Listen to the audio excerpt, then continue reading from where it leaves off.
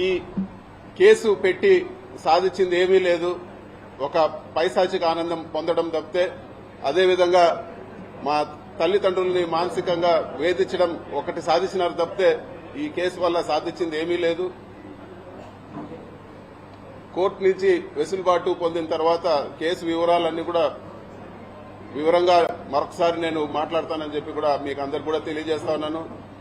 చివరిగా చెప్పేది ఏమంటే, మీరు కేసులు పెట్టినా లేకపోతే ఇంకోటి పెట్టినా మేము వెనక్కు తగ్గే ప్రసక్తే లేదు. ఖచ్చితంగా గట్టిగా ఇంకా రెట్టింపు ఉత్సాహంతో పోరాడతామని చెప్పి కూడా నేను తెలియజేస్తా ఉన్నాను. ఎక్కడ కూడా వైఎస్ఆర్ పార్టీ క్యాడర్ గాని లేకపోతే నాయకులు గాని ఎక్కడ కూడా ఆధారపడే పరిస్థితి ఉండదని చెప్పి కూడా నేను తెలియజేస్తా ఉన్నాను. ఇవన్నీ కూడా ప్రజలు గమనిస్తా ఉన్నారు.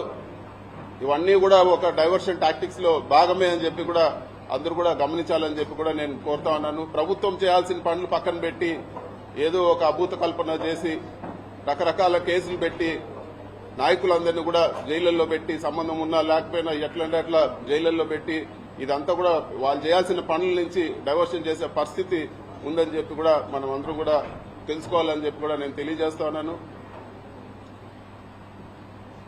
ఈ మొత్తం ఎపిసోడ్ లో అండగా నిలబడిన ప్రతి ఒక్కరికి కూడా నేను మనస్ఫూర్తిగా అందరు కూడా పేరు పేరున ధన్యవాదాలు తెలుపుకుంటాను. అందరు కూడా నమస్కారం. Thank you.